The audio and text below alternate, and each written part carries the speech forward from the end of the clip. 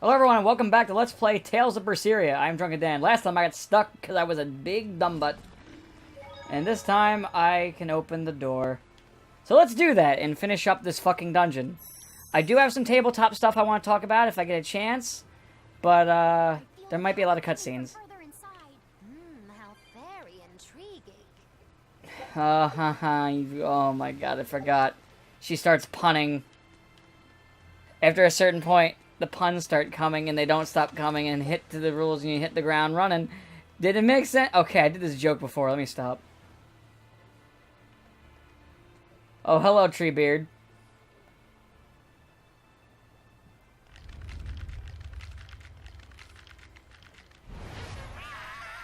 That's not weird.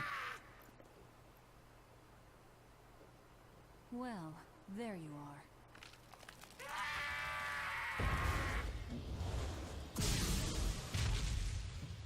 That barrier again. Looks like we were right. Another Therian. Just as Velvet conjectured, each of the 7 heads seems to assume a different form.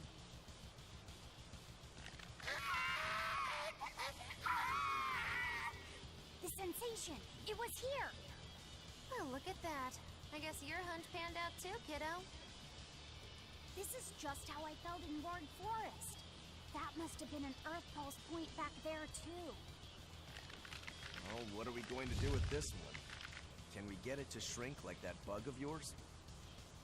I don't care whether it lives or dies. As long as we defeat it and take out one of Inominat's heads, that's all that matters.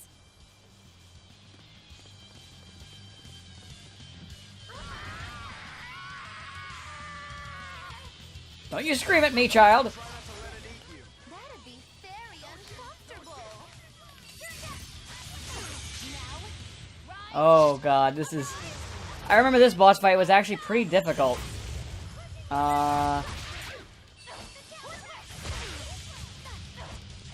Fortunately, I don't have any of my, abilities.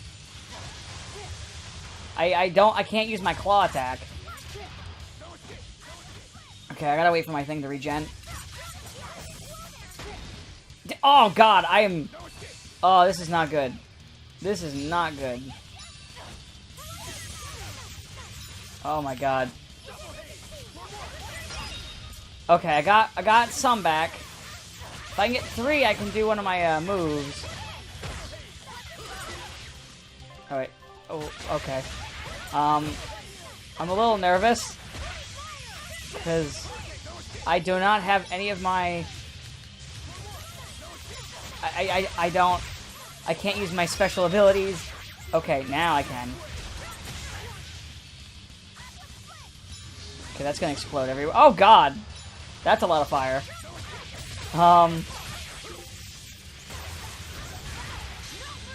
There we go! That's what I was trying to do. I was hitting all the wrong buttons. Devour! Come on, give me what I want! As long as I'm in rage form, I will have health! Alright, well, now I'm low on health. Alright.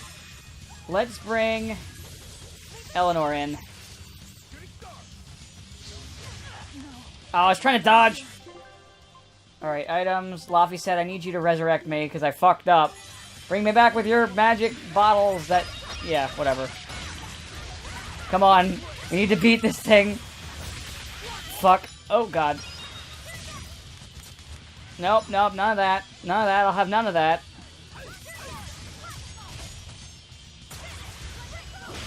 Whew. I'm almost dead. I am low on health. This thing is also almost dead. I can just do this one more time and he'll be gone. There we go. And we won. Whew.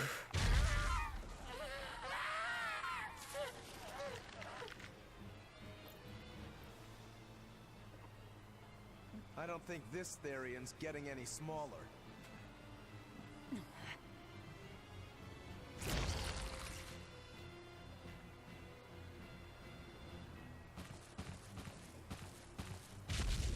Oh, hello, Mr. Werewolf. I mean, Mrs. Werewolf. Demon again.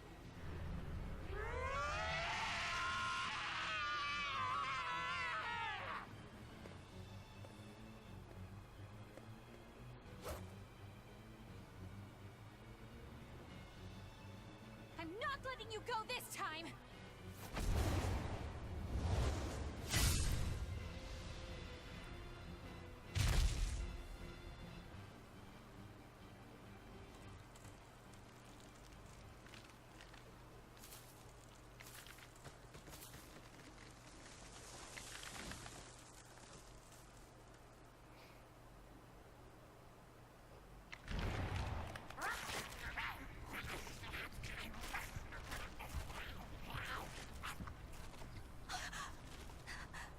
Is that Therian eating the demon?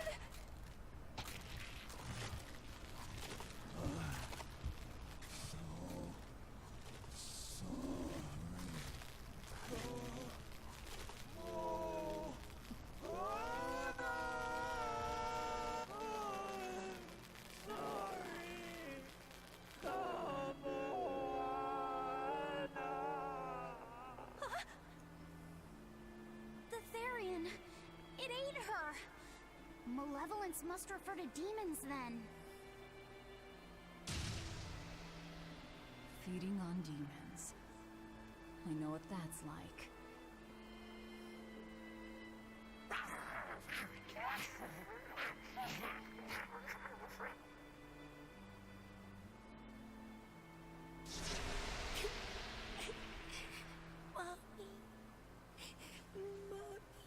Look! It turned into a little girl. Is that... Kamoana? Mommy, why? Why did you leave me all alone? Did I do something wrong? Was I too weak? I'm sorry, Mommy. I'm sorry. No, this can't be happening. I tried so hard to be strong for you, Mommy. The man from the Abbey made me strong. So please, Mommy, please come back. The Abbey made her strong? By turning her into a Therian? Jeez, those happy jokers really get off on this sacrifice stuff, don't they? I can't believe it. That woman, she was trying to save her own daughter. Mommy! Mommy! I miss you. Mommy! Dying, unable to save her daughter. All she could do was offer herself to feed her hungry child. No, this is my fault. So, should we bring her with us? Someone like her will only slow us down. That Therian isn't going anywhere.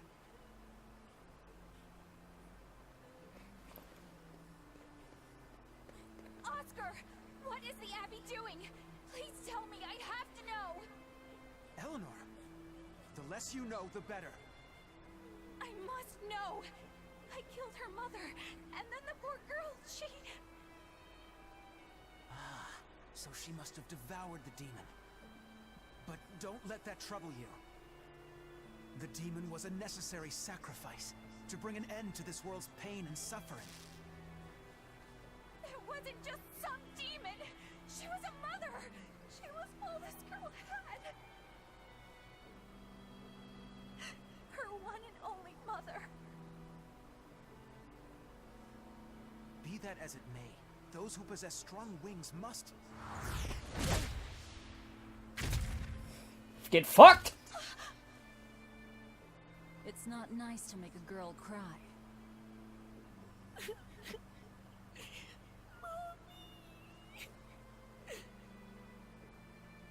Kamoana. It's now or never.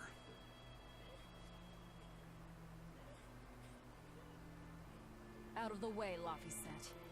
Wait! Have you no compassion? This isn't up for discussion.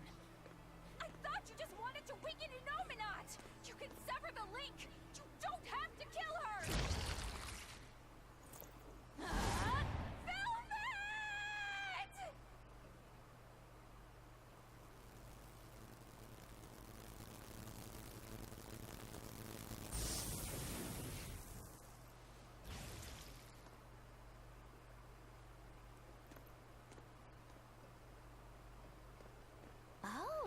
Dad's had a change of heart. Apparently, a woman's tears truly do have frightening power. I'm just curious about something Grimoire said. I can always kill this one later. If we're taking her with us, we'd better grab her and go. No sense lingering in the enemy's territory. Hey, Kamawana. My name's Laphicet. Do you want to come with me and my friends and get out of here? Where's my mommy? I'll be lonely without her. You're not alone, sweetie. I promise. Even if she's far away, your mother will always be looking over you. How do you know? Because that's what my mother does for me, too.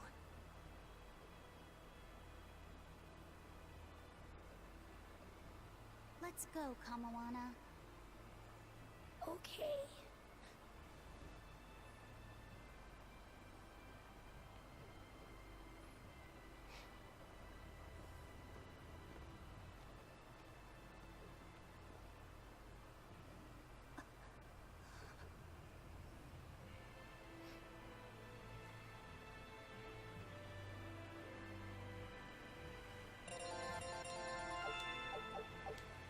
Well, feel bad that I made a couple cracks during this, but when he got fucked, he deserved it. It'd be so easy to. God. It's kind of funny. The only reason she doesn't just fucking snap his neck is because she doesn't want to break Eleanor. Alright, do I have time to talk about shit?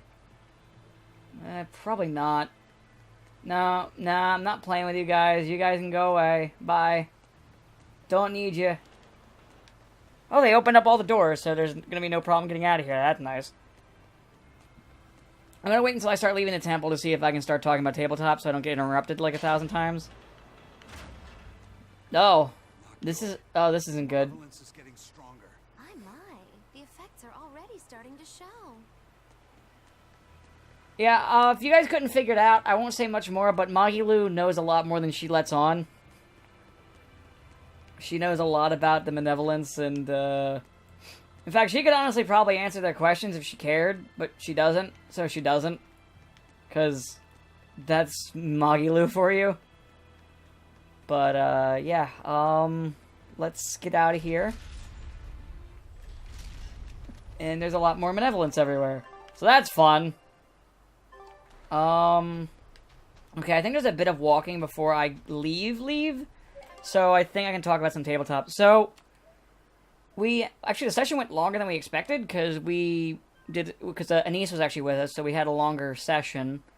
We wrapped up the tournament, so here's how things went. And, we ended book 2. So, Stormheart fought a wizard with a, Homunculus familiar. The Homunculus, fought him mostly, while the wizard kept, debuffing him, taking away his strength and shit. Until eventually, but he was doing a lot of damage to her, even though they were both using, mirror images. She, eventually, dropped him in a pit while the Homunculus grappled him. In fact, at one point, the, Homunculus had him grappled, and, he still had that weird, sword dash, and used that to escape. But, so, he ran out of time because of rounds. It's 5 rounds for the, thing, and he was down 3 points. She had 8, he had 5. And, so, he rolled a charisma check, essentially saying, "Hey, wouldn't you guys like to see me punch out this smug bitch?" He rolled high enough for the crowd to agree, so he got an extended round. And then he proceeded to punch her out. Just immediately just punched her out and won the round that way. Then on to the next round. It was Galvin versus that Arcanist anti-mage dude who just kind of sat there hitting me the switch for 3 rounds before I submitted because I couldn't do anything. I really couldn't do anything. Galvin started it up. I'm jumping out of here. Galvin started it up, by before he walked in to the into the fight. He grabbed my character and kissed her, just to kind of rub it in, or just so he could see who he was fighting. And then proceeded to basically just chase him around the ring for like 2 rounds before the guy just gave up because he was getting tired and terrified of being chased by the giant, angry barbarian man. Next up was Stormheart versus the ranger that fucked up Samedi. And their whole thing is they just want to kill orcs. And Stormheart is not an orc. He's a human. A very short human. He's like 4 foot something. He's basically a tall dwarf. It's weird. So, the ranger took one look at Stormheart, put a hand up, said, "I yield," and then left. So that fight, well, that wasn't a fight. He just left. He left the entire arena. He didn't even stick around to watch the fights. It was rude. So after that, let's see here. It was then Atlas who goes to the ring, and he calls down Florini. Florini makes a comment. It's like, "What about Stormheart? He didn't get to fight." And, so he goes like, "How about I fight you both at the same time?" And he rolled a charisma to get the crowd behind it. The crowd was behind the idea. And then I decided to try and pipe up and go, "How about 3?" And rolled a charisma and got Galvin into the fight too. So it became a 3v1. And you see, now the DM told me that this was going to be a wall, the Atlas thing. And I won't lie, I did this because my plan was to try and, since Melita and I both knew Atlas was the kind of guy who really liked a challenge, he's also known for not using non-lethal combat. So I was trying to use that to my advantage to goad him into a harder situation. Little did I know that wall was a lot higher than I thought, because this didn't work. So Galvin did get the fight. First round was Stormheart and Galvin fastball specialing Florini across the arena towards Atlas, who just kinda, because he was in full defense and using Crane, he used Crane Wing to just make that attack not be a thing. It was really depressing, to be honest with you. And then the 3 of them proceeded to fight a little bit for like a round. And there was even some jokes about, because Florini swears more now because she's been around our characters, where people do like the equivalent of that. You know that image where like somebody cusses and then another character covers another one's ears and gasps? Like that. And Florini, so is it like Galvin's like, "Yep, I taught her that." And then Atlas turns to Galvin and is like, "Now listen here, you. Don't go teaching." He stops mid-sentence. His eyes turn purple. He stops talking. He turns to Florini, throws her to the ground, and stabs her eyes out. Now, when I say that, I don't mean like, oh, he just, like, stabbed her in the face or something. No, she's blind now. She is actually blind now. So, you might be going, is the DM a dick? I'll explain, there's a reason for this, because there's a power mechanic he put into the game that we all got after this event.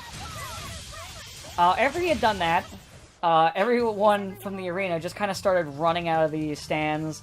The one mage that was on his team jumped in, didn't really do anything right away. I asked if they were here, I jumped at, Grandpa Shi jumped down, screaming, like, "Get away from my granddaughter." I jump down, I look at the wizard and go, "Friend or a foe?" She goes, "Not unless you're one of those people that judges drow." And, I rolled sense motive, and I got the feeling that she is someone who's been persecuted all her life. So, I, shoot magic missiles. You know what? I think this is where I need to go, right? Yeah, this is close where I need to go. So, I tried to topple Atlas with the magic missile. Didn't work.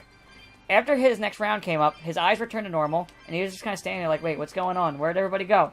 And Galvin, me, and pretty much the entire party is out for Atlas's blood at this point. Now, to put significance in this, Melita's a pacifist normally. Florini's one of her closest friends. Just watched her eyes get gouged out. Before this moment, Melita has never really wanted to kill anybody. She wanted to kill somebody then. So he's just kind of like, "What's going on?" Looks at his knife, sees the blood. The wizard basically starts just, and also like the little, the rogue monk that was with his team, standing next to the wizard, and they're both like, get over here, we gotta go, get over here! Atlas runs over, Galvin and Stormheart try to take a swipe at him, but he dodges because his AC is redonkulous. And, he manages to escape, and we take Florini to the hospital to get her eyes checked. And after these cutscenes, I will continue the story. I hate to leave you off in a cliffhanger, but I don't want to interrupt anything mid-sentence from after we went to the church. We took her to a Saranre church since that's what she worships. And we'll continue in just a second about that.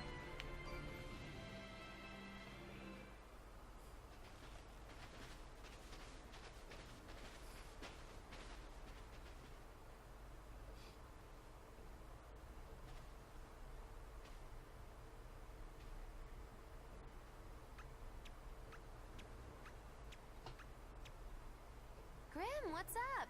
Did you come to share something else you found in that book? Not quite. I'm afraid the malevolence has grown too dense for me to hole up at the inn reading. Malevolence?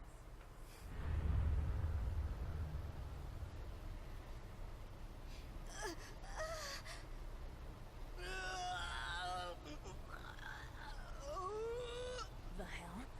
What's that coming out of their bodies? Malevolence. They're all hitting their limits.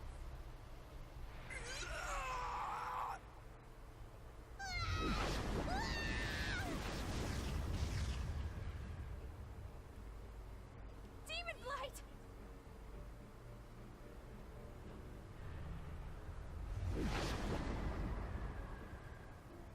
Even the inn girl! Why is this happening? They're demons now. Their malevolence is spilling over. The malevolence. All of that energy spilling from their bodies? That's what causes the demon blight?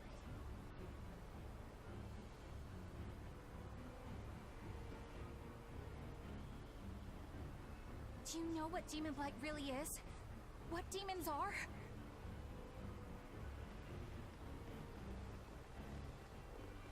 They couldn't have gotten far. Track them down at all costs. We'll talk later.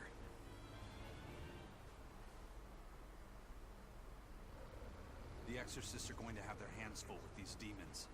Let's get back to the ship while we can.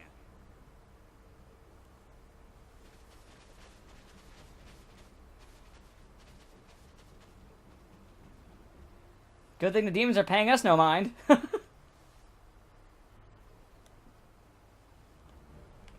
Alright, we got more to walk. Hold on, let me see. How far? Okay, cool, it's a decent walk. Okay.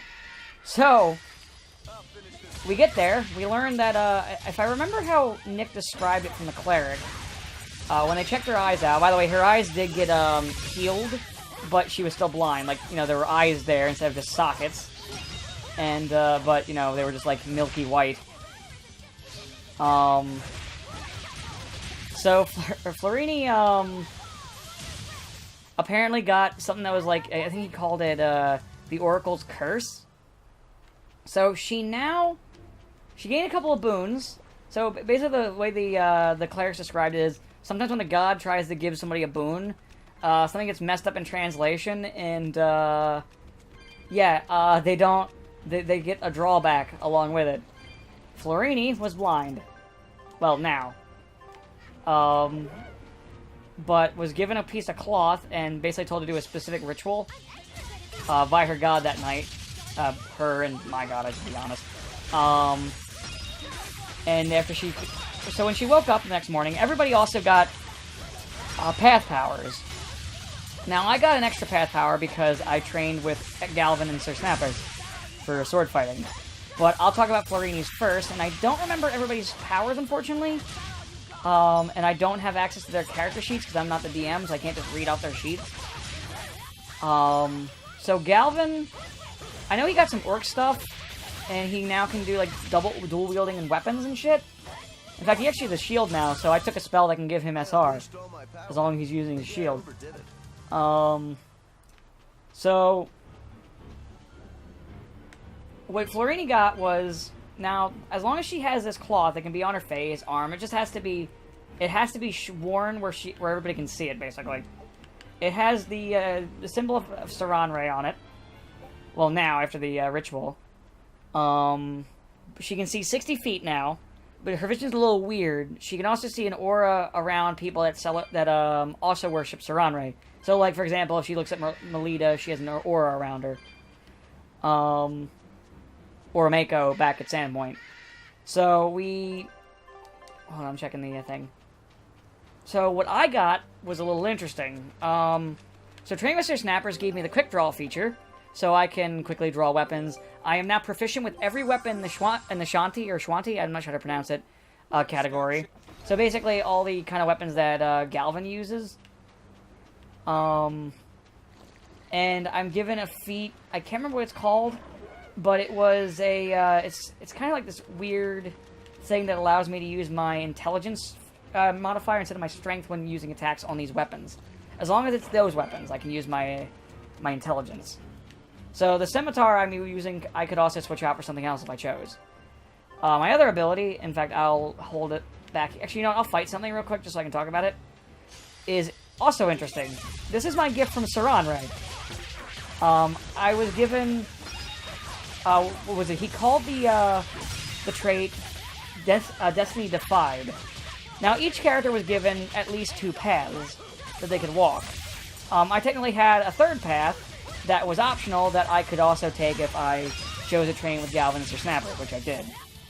And the second path, which would be, I guess, like her evil path, we don't know much about it because Melita hardlined it good, but we're just assuming it was something along the lines of the Chopper's daughter.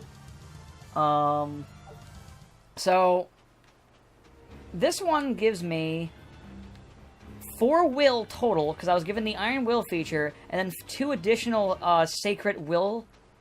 So, upping my... I think my total will is now 11. That's my will save, like, modifier. And I was also given an ability to, once per day, on a save, I can choose to, if like, let's say I'm told I failed it, I can choose to re-roll to try and make a save. You know, redo the will save. If I make the roll, well, you know, we live. Or no, I live.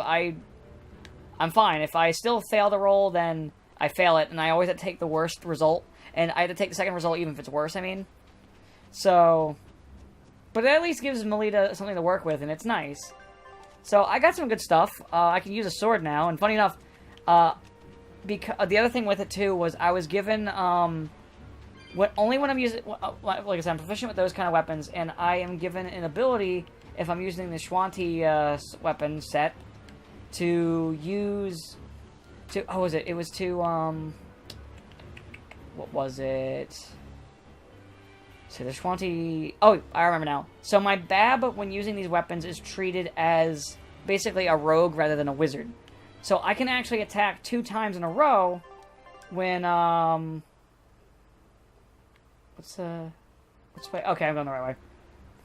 So, like, I can actually fool around, swing my scimitar twice. And my modifier is actually higher than that wizard I was fighting in the tournament. So if I fought him again, I could actually just beat the living daylights out of him. And one dumb thing, because my dimensional slide is considered a 5-foot step, which is weird. I can dimensional slide to him if I wanted to, and just keep full attacking him. Now, he does have the dimensional anchor thing, but I'm a higher level now because I'm level 8, and I can... Where are we going? Where's my mom? Kamoana, your mother is still far away. Then I need to wait for her at home. Let's go back to Haria. Scary demons are running through the village. It's too dangerous there now. But I want to see my mom. Your mom would be sad if you got hurt by a demon. Come with us, and we'll keep you safe until she comes back. Oof. Okay, I'll go with you. I wouldn't want Mom to be sad. That's some deception there, boy. Boyo. But, let's see. What was I saying? But yeah, so I could actually potentially just beat the ever-living daylights out of the guy who spent, like, several rounds just beating the daylights out of me. So that's nice. And, oh, okay, I'll finish in a second. All right. You're going to tell me about the demon blight and malevolence. Are you seriously thinking of breaking the Moloch taboo? That depends. Moloch taboo? This is about more than just the demons. You could say it's the truth behind how this world really works. The knowledge can be devastating to humans, throwing into question everything they think they know. And so the Malachim agreed to withhold it from humans, for their own protection.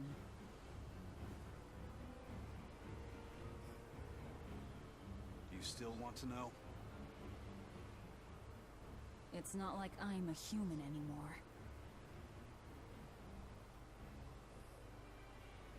I can't keep lying to myself. I can't go on unless I know the truth. You asked for it.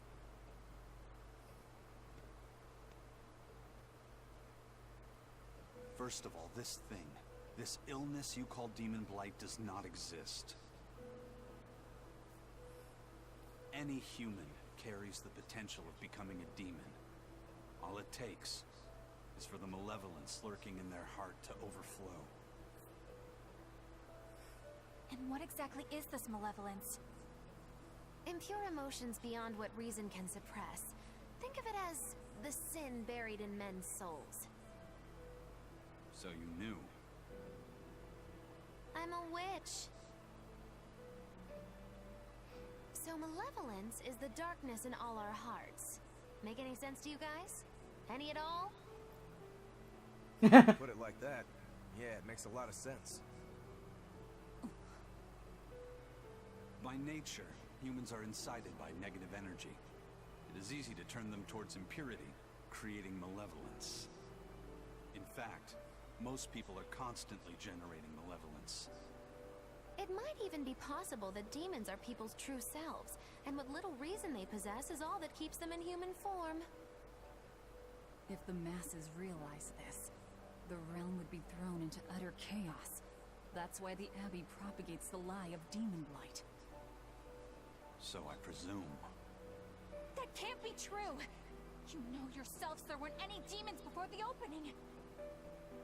It used to be that humans couldn't see demons or Malachim. Not unless they possessed a unique spiritual talent we call resonance. All your average human would see was someone turning extremely violent. Unable to explain what was happening, they'd just call those people possessed or feral. Then what made people see them all of a sudden? I don't know. My guess would be that something triggered greater resonance among all of humanity. And then, on the day of the Advent, all humans gained the ability to perceive Malachim. And in the following days, the exorcist numbers swelled. This has to be Artorius' doing.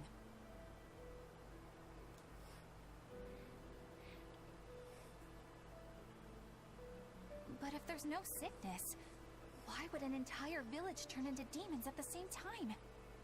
8-headed is the Lord of the land, with 7 mouths to devour malevolence. Humans produce malevolence, which Therians consume and transmit to a Nominat. But when we removed Kamawana from the Earth Pulse Point... Clever boy. That's right. With no Therian to absorb their malevolence, the villagers could no longer contain it. So you're saying it's all my fault?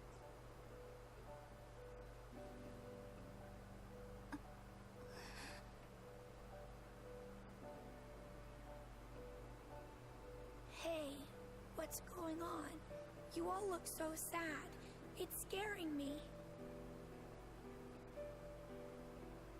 On the other hand, at least now we know we can trust the contents of that ancient book. We tear the Therians away from their Earth Pulse points. Enominat's power will wane, and will prevent this awakening. But if we take away the Therians, then more and more humans will turn into demons. It's the only way to kill Artorius. Ooh, the knives come out. So even the truth won't stop you. Very well.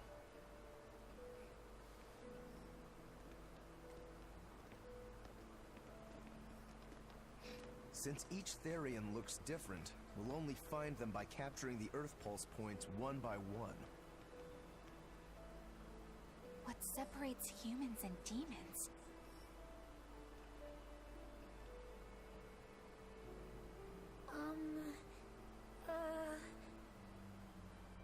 That's Eleanor.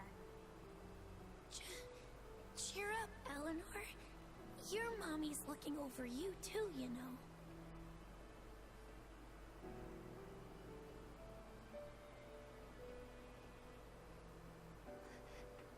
Yeah, so she is. Thank you. Come on. Grimoire, I want you to tell me more about what you said earlier. About malevolence? I told you, the subject is taboo. I understand that human emotions create a poison called malevolence that turns people into demons. Is there no way to stop malevolence from being created? As long as humans remain human, no. Malevolence is born of emotion, you see. But your kind must have found a way around it. Malakim experience emotions too. But Malakim do not produce malevolence, unlike humans. That's a lie. I've watched a Malak turn into a demon. That only happens when we are exposed to too much external malevolence. True. The island was full of prisoners and demons. And Melchior hit that Malak with something that turned it into a wyvern. Was it malevolence? To Malakim, malevolence is a powerful toxin. We seek those of purity to serve as vessels to protect us from it. It is not a perfect solution, however. If the vessel is corrupted, the Malak is as well. That is correct. So if Eleanor turns into a demon, then Laphicet... That must be what Eisen meant when he said he'd hate to see Laphicet's vessel broken. A small crack in one's soul is often all it takes to break a person apart. So try not to pick on our squeaky clean exorcist too much, Thanks for the warning. Okay, more dialogue, but I'm gonna finish up. What was I saying? Oh yeah, I got to go back to town, talk to some of the... I went back to do a Sandpoint, had Melita talk to some people, say goodbyes, and that was pretty much it. And that's the end of Tabletop Talk, I guess. There were some jokes in here that I'm leaving out, but we got to see Squib, who's helping Father Xanthus take care of the Goblin Boy. So that's nice. Also, the Goblin Boy's name is Tib. So I rescued this poacher who'd run away from one of those Class 4 islands, right? She mentioned something about being hired by some chef to go hunt a rare wolf on the island. But she didn't see a single blasted critter on that island, let alone any rare wolf. Place was empty. Then why did she run away? Even though she never saw nothing, she kept hearing some beast howling round the island. Freaked her right out, I tell ya. When she got back to her boat, her food had been pilfered, and her ship was scratched up to hell. She got out of there as quick as she could, but her ship sunk as soon as she hit open water. Sounds like whatever's there is as smart and manipulative as it is vicious. Sounds like. Later I heard some talk about how several exorcists had gotten killed on that island. If you plan on going, you'd best be very cautious. No, sweet. One of these days I should actually do the administration zones. I've never done them. Sir, we just received a Sylph J from the boss of the Bloodwings. She has a job for us and wants us to meet her in Logres. How should we respond? Let's do it. Besides, we need to see if that demon in the villa was actually a Therian. Good point. And the Bloodwings might know something about the other Therians, too. We're heading for Logres. Prepare to set sail. Ready anytime. Alright, so let's go to Logres. Hello. Tempting, just for the hell of it, but nah. I'm trying to do the plot. I want to do the character side stories before the end of the game, though. I think I might do them. It depends. Because there's other shit I want to do, too, and other RPGs I'd like to try out. I lost my mother to a demon. Yet that girl's a Therian. I don't even know what I want anymore. Hey, that's pretty. You like to look at that thing, don't you? Yes. My mother... Someone very important to me gave me this. I treasure it a lot. Looking at it gives me strength. Do you want to see it? Yeah! Ah! What's wrong? My face! It's scary! I don't want to look like that! I don't want my mommy to hate me! Mommy! Mommy!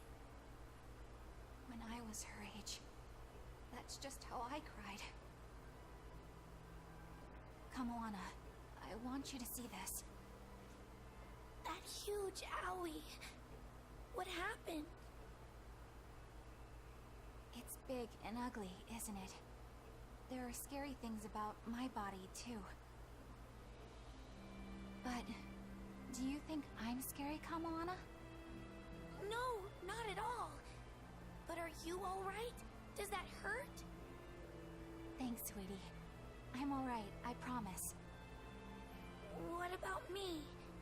Do you think I'm scary?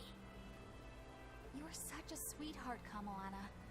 Nobody could ever be scared of you. Not me, not your mother, not Laphicet. You don't have to cry anymore. It'll be okay. I promise. Okay. That scar, was it from a demon? Yeah. I like how he's red-faced from it. Village when I was a girl. I was so hurt I couldn't move. But my mother lured them away from me so I could survive. What happened to her? The last thing she said to me was, "Stay strong and keep living." Oh. Come to the deck. Grimoire says she's learned something from the book. Hey, why's your face so red? It's nothing. Somehow I doubt that. It's nothing, I swear.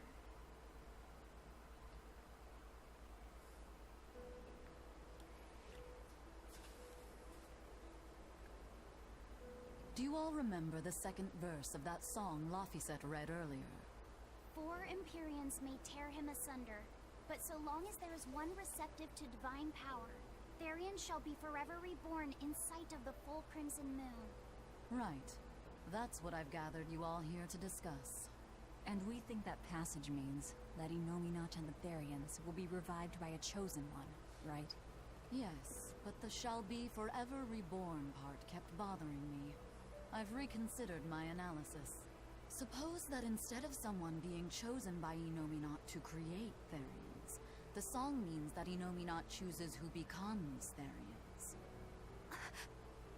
But so long as there is one receptive to divine power, Therians shall be forever reborn. What do you think that could mean? That someone receptive to Inominat's power will be reborn as a Therian. Like Kamoana. Which is to say that the Abbey figured out how to turn people into Therians, and then got right to work. That's... Are you really that surprised? Artorias has always been one to prioritize the many over the individual, as I well know. Another thing to consider is this wording about Therians being forever reborn.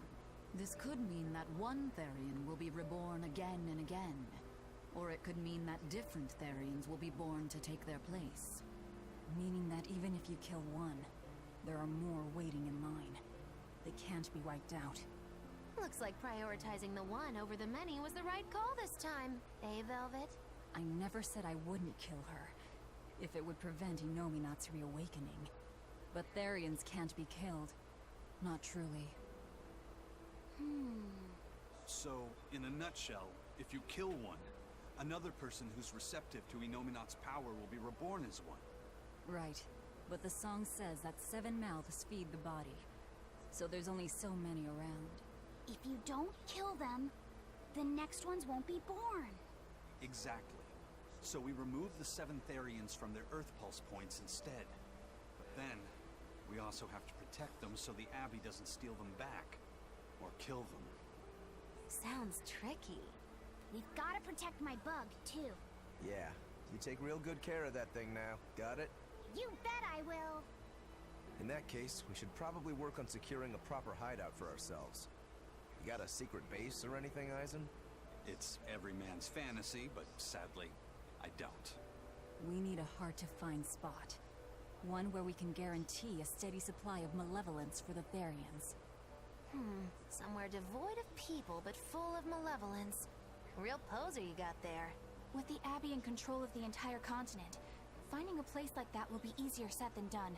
Meanwhile, Inominat's reawakening draws ever closer.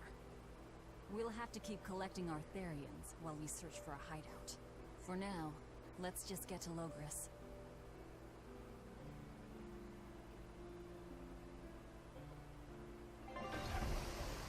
Okay, so the plot is the thickening. I like that they're getting to this, because this is a nice plot twist if you never played Zestria. You would already know about Malevolence if you played Zestria. Wait your turn, moron! I was drifting out at sea for 3 days. Almost died out there. Poor you. You probably deserved it. Say that again, wise ass. I dare you. Shut up, both of you. No one's getting anything until you pay me what you owe first. Are they gonna be okay? Don't pay them any mind. Sailors are just a short-tempered bunch, that's all. Huh? The hell are you doing? What's going on? They've jacked up the price to dock our ship here. Oh yeah? Some real balls you've got there, buddy. If you lot want to moor here, that's the price you're gonna pay. Look, pirates are a liability to begin with, but calling your crew infamous these days would be putting it lightly. The more wanted you are, the more it's gonna cost to hide you. Capiche? Hard to argue there. Benwick, just pay the man what he wants. Yes, sir. You're such pushovers. You and the captain both. I knew I could count on you to come through, Eisen. Pleasure doing business with you. Looks like I'm causing you trouble. It comes with the job. Don't sweat it. Some sailors just have longer tempers than others. Noted.